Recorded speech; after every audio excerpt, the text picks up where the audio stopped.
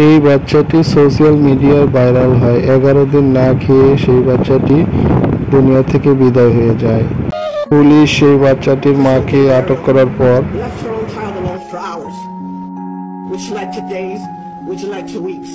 The 16-month-old baby was left alone in a pack of play for 11 days with no food, maybe milk, clothing she had on, and the diaper she was wearing. The Candelaria placed more importance on a vacation in Puerto Rico with her boyfriend than the health, safety, and well-being of her own daughter. Pero nadie sabe cuánto yo estaba sufriendo.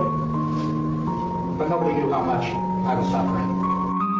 She weighed 13 pounds, approximately a 7-pound weight loss since her previous doctor's visit less than 2 months prior to that, as her body tried to feed upon itself for nutrients. You could have saved Jalen's life many times. Her kidneys had failed, and she was in a state of ketoacidosis, which leads to coma and eventually death. You could have found someone to watch her. She was always happy, always playing and smiling. Her organs, including her liver, kidneys, and thymic gland, showed evidence of stress. You should spend the rest of your life in a cell without freedom. অতঃপর George তাকে আজীবন কারাদণ্ড দিয়ে দেয়, এমনকি কখনো মুক্তির আবেদনও করতে পারবে না। এরপর আরও একটি ভিডিও ভাইরাল হয় যেখানে বাচ্চাটির মাকে, এই ভিডিওটিতে কিছু শাস্তি তুলে ধরেছে পুলিশ। সোশ্যাল মিডিয়ায় এটিও ভাইরাল হয়।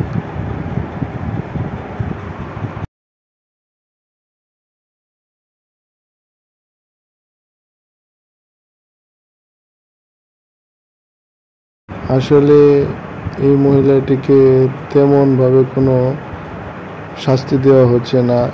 তাকে 4 হাত পায়ে শিকল বেঁধে চারদিকে করে রাখা হয়েছে, শুয়ে রাখা হয়েছে।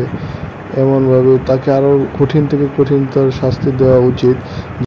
আমরা এই ভিডিওতে কিছু মানুষের মন্তব্য বা কমেন্টস সংগ্রহ করেছি।